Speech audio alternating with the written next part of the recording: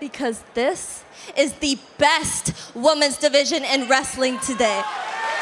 If you're a fan of NXT like I am, this was like pretty cool. Yeah. This was pretty cool. I didn't expect so much. I expected we in our predictions had 2 NXT members coming out from for the Rumble. It turned out to be 5 all up. That was amazing to me. Yeah, I think we knew better, but it's just hard to pick. Yeah. I think somebody in the comments even mentioned that in that video. Yes, they said they agree with everything, NXT. But more NXT women.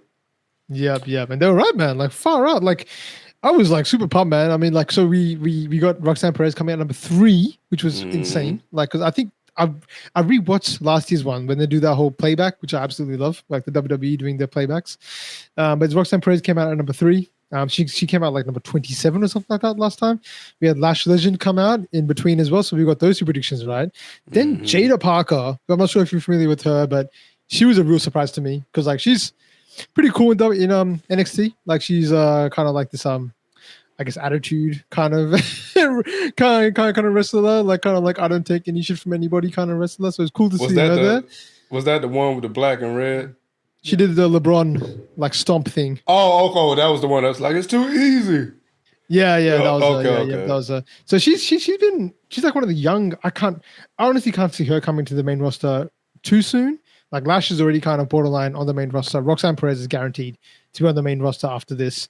But the other 2 that got me hyped was Julia and Stephanie Vaquer, because those 2 are like they were 2 huge signings from the WWE. They're like international stars. Like they were from I think Julia's from Japan, so Kingdom or whatever that was from, and then Stephanie's from in the independent circuit. But those 2 are like they are ready for the WWE. They're in the NXT solely for the purpose of learning how to speak English. That's the real reason because they only speak English in NXT and it's not their first language. So it is they're trying to get them up to speed. So when they come on the main roster, they can do promos and work with other people in promos and stuff like that. But those 2, like when they came out, like Stephanie came out, I was like, oh my God, wow, she's incredible in the ring. They say that the women's division is the best on NXT, and they're WWE sort of put their money behind that because they put them there. So that to me was a highlight, along with Jordan Grace as well from TNA and now WWE. So she was there last time, but her picking up Piper Niven. Yeah, I missed that. That was a moment, man. So my stream start lagging right at the moment because I think as soon as I refreshed my stream and I started where they were showing the highlight of her picking up Piper Niven, so I missed that whole spot. I gotta go back and watch it, but just seeing how small she was, I knew that was crazy. But I did catch some spots. But for anybody that's new to us, y'all, Amit is the NXT guy. I don't really watch NXT like that, so forgive me for like killing the names. I know the SmackDown and Raw women, but I was gonna say the one spot with the NXT girl from Japan and Io Sky. To me, that was that's top 3 spots. Dream. Like they're called dream matches, and that's one of them. Like when those 2 sort of get in the ring together, whether it's a tag team or whether it's against each other eventually, it's going to be a moment, man. It's going to be but I wanted to ask because it was a big deal for me because I know with these people. How was it for you? Because 1 or 2 like new names is okay, but when they have like 5 of them, was it too much? Were you like, who's this NXT person? Who's this NXT person? It wasn't too much. Like, if anything, it kind of got me like, okay, I need to start watching NXT because it's like they sold NXT well in the Rumble. Yeah.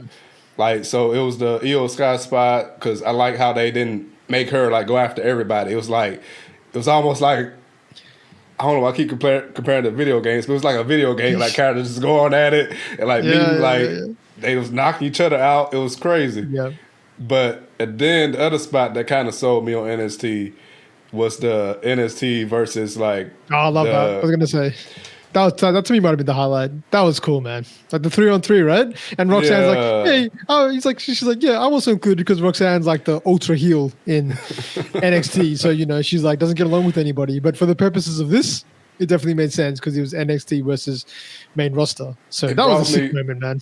It brought me back to I don't know if you saw like the NXT TakeOver days. Yeah. I watched that. When they drove in with the tank and the tank. It brought me back to that, like NXT versus everybody. Yeah. Like we got something to prove. But yeah, it was. Yeah.